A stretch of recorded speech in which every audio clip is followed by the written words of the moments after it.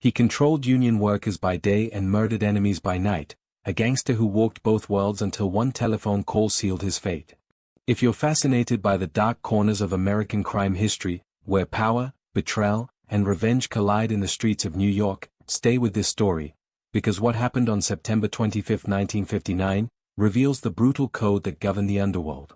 Manhattan, November 1895. Oliver Street. A boy is born in a tenement building. His parents, Giovanni Carfano and Concetta Visicchi, immigrants from Naples, name him Antonio. The narrow streets smell of fish and coal smoke. Horses pull wagons over cobblestones. Italian voices echo from windows. This is the Lower East Side. This is where criminals are made. The boy grows. By 1916, he is 21 years old. Police arrest him for felonious assault. No conviction. He walks free. In 1918, arrested again under the Loafer Act. Again, nothing sticks. By 1919, grand larceny charges. Then again in 1921. He is learning the system. He is learning how to survive. He changes his name. Antohnee Carfano becomes Antohnee Carfano. On the streets, they call him Little Orgy Pisano. The nickname separates him from another Little Orgy, a Jewish mobster named Orgy Organ, shot dead in 1927. Carfano takes the name Pisano. It means from Pisa. It has nothing to do with Naples. It does not matter. The name sticks. By 1920, Carfano works for Frankie Yale. Yale controls South Brooklyn. His real name is Yale. Born in Calabria. Runs gambling, prostitution, extortion. Operates a funeral home as cover. Transports bootleg liquor in hearses. Yale trusts Carfano. Makes him an enforcer. Carfano rides shotgun on beer trucks. Carries a pistol under his coat. Collects protection money from speakeasies. January 1920. Prohibition becomes law. The Volstead Act bans alcohol. The mob sees opportunity. Yale expands operations. Carfano rises with him. They smuggle Canadian whiskey down from Long Island. They brew industrial alcohol in Brooklyn warehouses.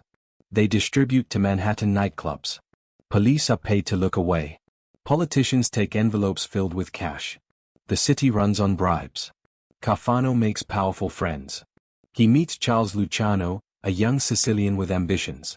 Meets Frank Costello, smooth-talking, connected to politicians. Meets Giuseppe Masseria, a boss in East Harlem. These men are building an empire. Carfano wants in.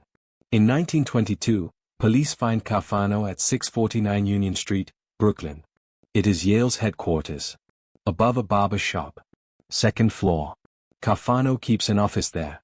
He is arrested for possessing a concealed weapon. The charge disappears. Someone makes a call. Someone pays a judge.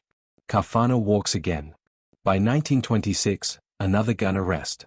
Another charge that vanishes. Carfano is learning. The law can be bent. The law can be bought.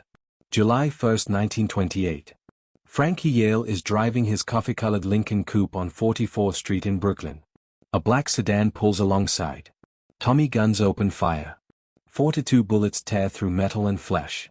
Yale crashes into a building stoop. He dies on the sidewalk. Police find his gun, unfired, in his hand. They say Al Capone ordered it from Chicago. Yale was stealing Capone's liquor shipments. Capone sent men from out of town. They used a new weapon, a Thompson submachine gun. The first gangland murder in New York involving a Tommy gun. Carfano loses his mentor. But he does not lose his connections. He moves closer to Luciano. Closer to Costello. Closer to Masseria. Between 1928 and 1929, he lives at 65 2nd Avenue in Manhattan. The same building as Masseria. They eat together. Plan together. Masseria is one of two bosses fighting for control of New York. The other is Salvatore Maranzano. The war begins in 1930. Castellammarese War, they call it. Sicilians against Sicilians. Bodies drop in barbershops, restaurants, on street corners. Masseria's men against Maranzano's men. Carfano stays loyal to Masseria. Carries out orders. Collects intelligence. Delivers messages. April 15, 1931. Masseria has lunch at Scarpato's restaurant in Coney Island. He sits with Luciano, Vito Genovese, Joe Adonis, and Albert Anastasia. They eat clams, drink wine, play cards. Luciano excuses himself to the men's room. Genovese, Adonis, and Anastasia stand. They pull pistols. They fire 20 shots into Masseria. He collapses onto the table. An ace of spades falls from his hand. Luciano walks out of the bathroom. Looks at the body. Says nothing. Walks out the front door. The war ends. Maranzano declares himself boss of bosses.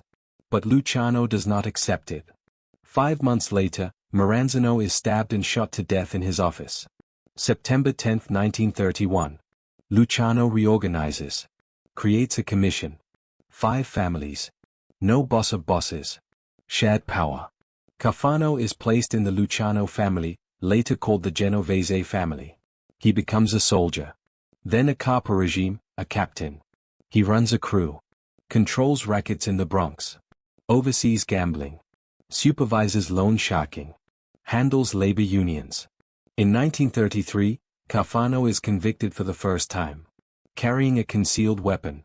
He serves a short sentence. It is his only conviction in 43 years of crime.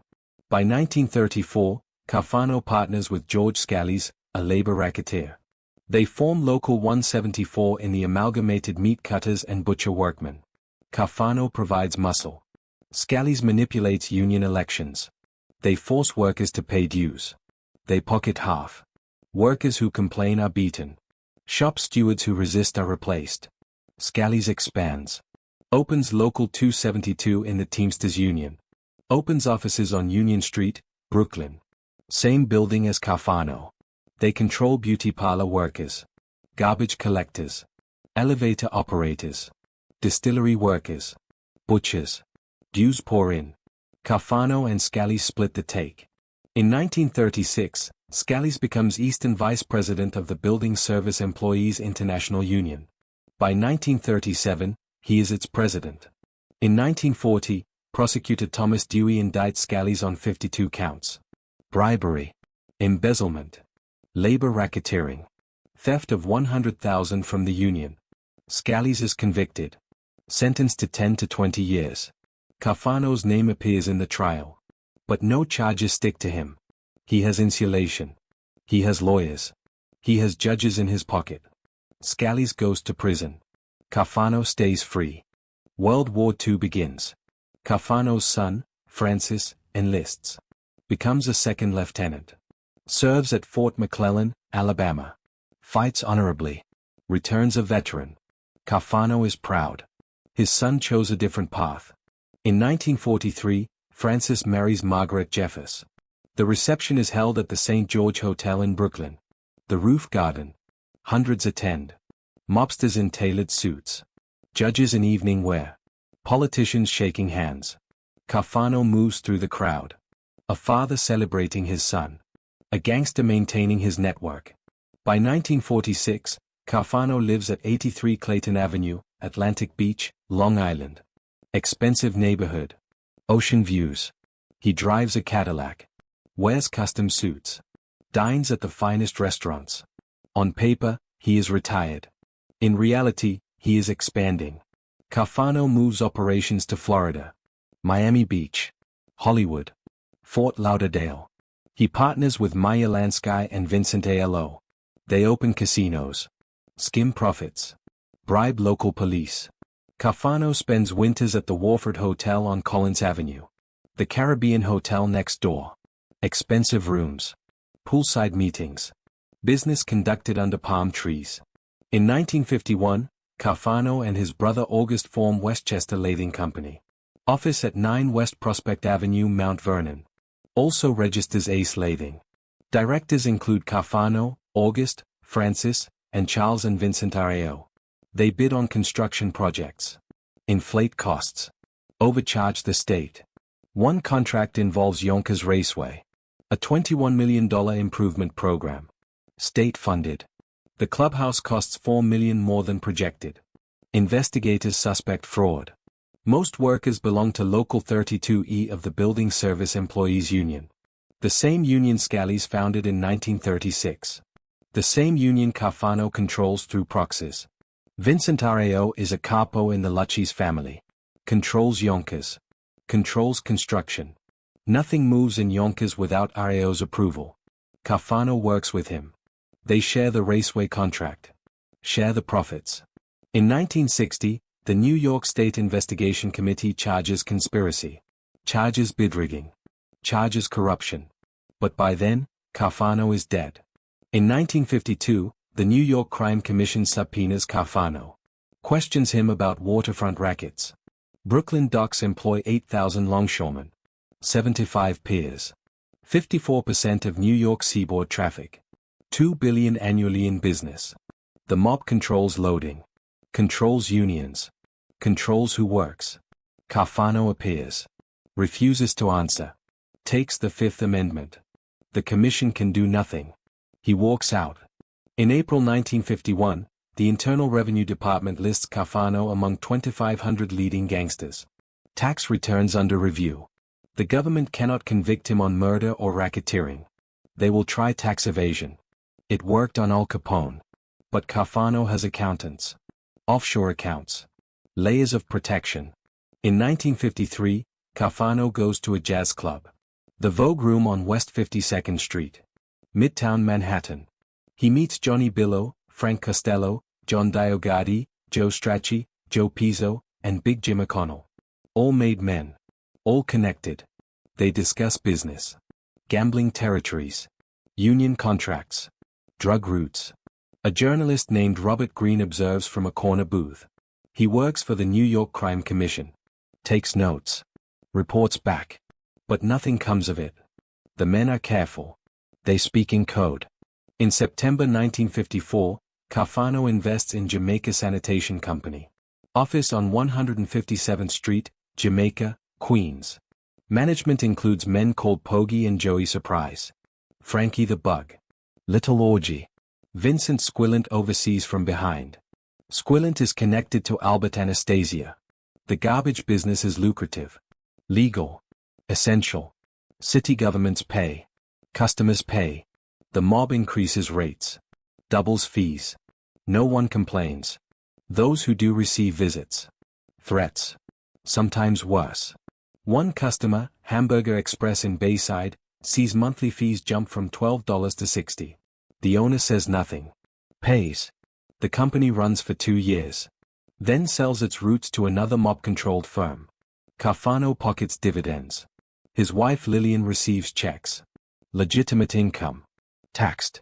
Clean. January 11, 1956. Carfano has lunch at the Waldorf Astoria Hotel. Park Avenue.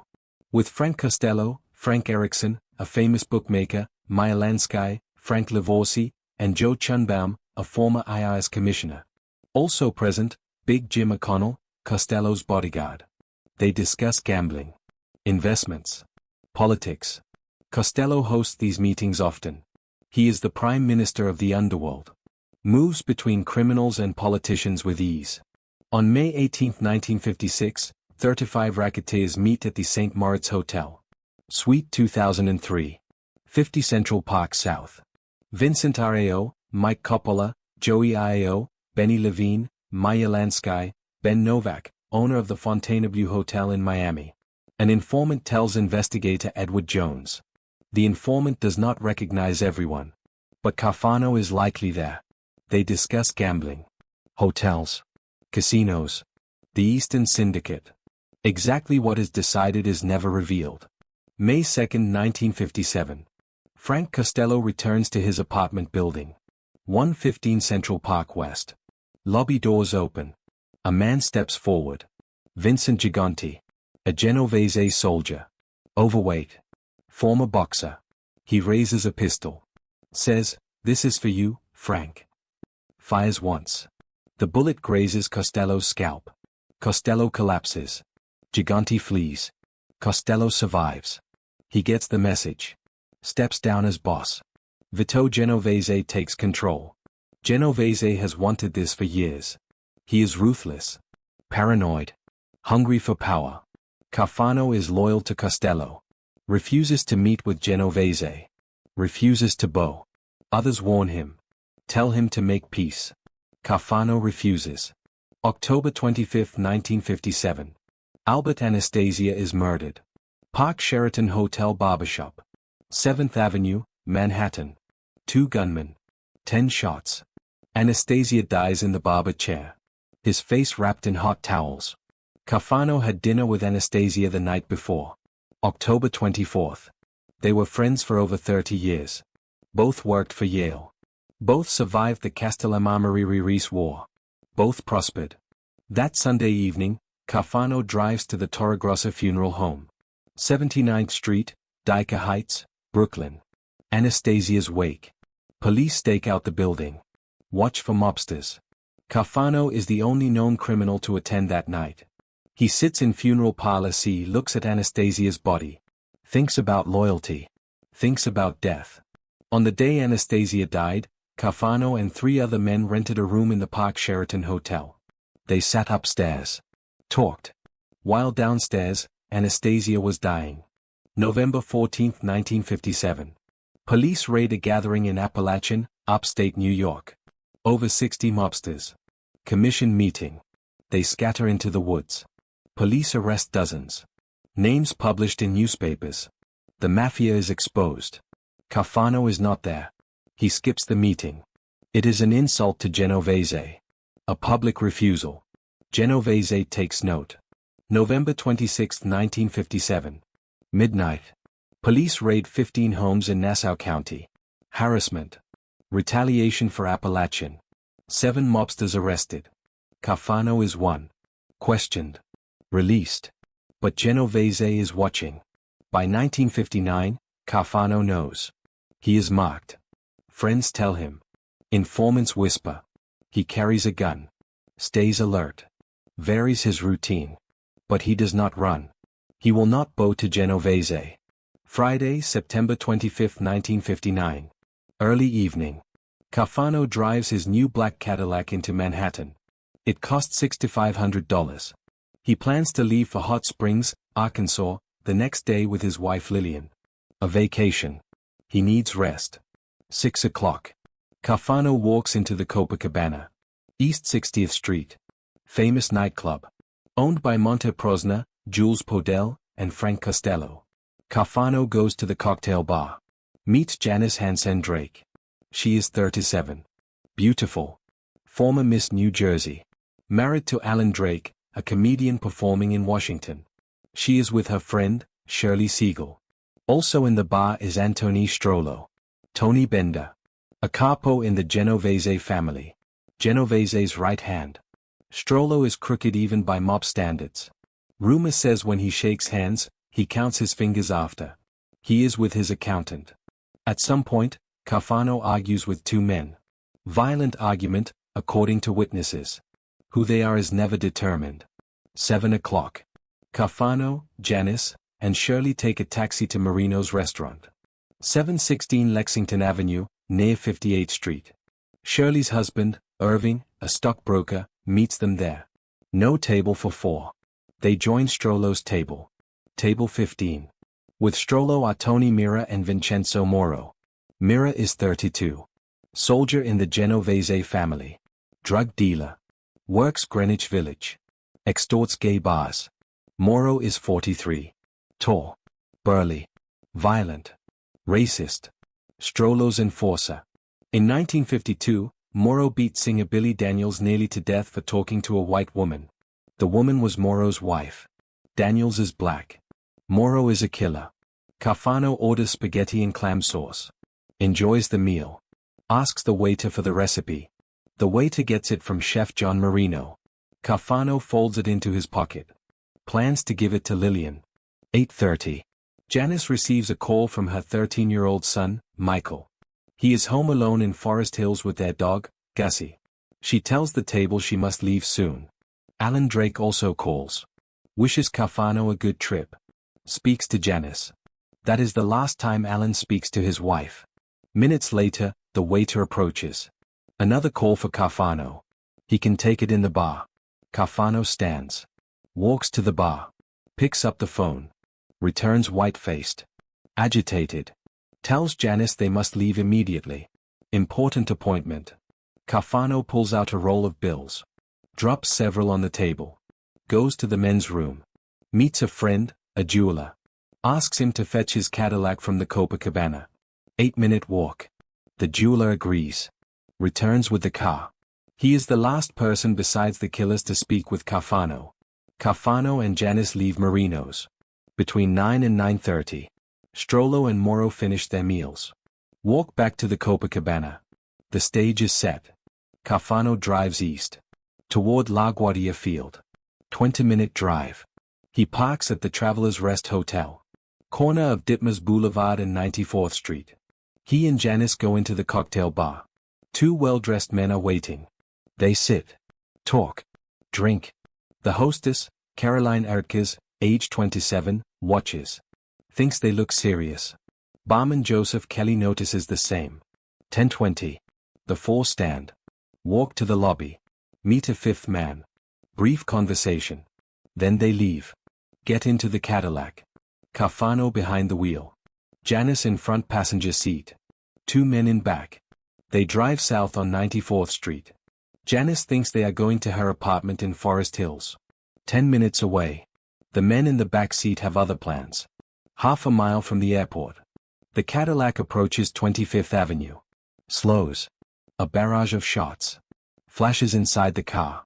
Sound like firecrackers. A resident hears. A woman walking her dog hears. The Cadillac jerks. Mounts the curb. Stops outside number 24 to 50. A two-story apartment house. The woman with the dog sees a man exit the car. Stands by the trunk. Examines something. A package. A second man exits. Both disappear into darkness. A bus passes.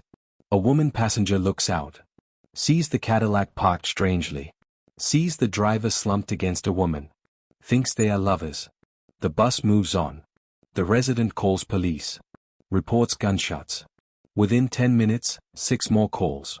Patrolman Charles Simmons and William Woods arrive. 10:40. The engine is running.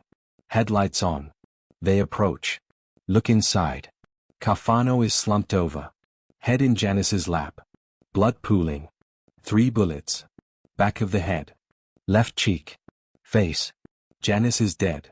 2 bullets. Back of the head. Right temple. Blood on the seats. On the dashboard. On the windshield. By 11, 15 squad cars block the street. Detectives process the scene. Remove the bodies before dawn. Transport them to Queens General Hospital.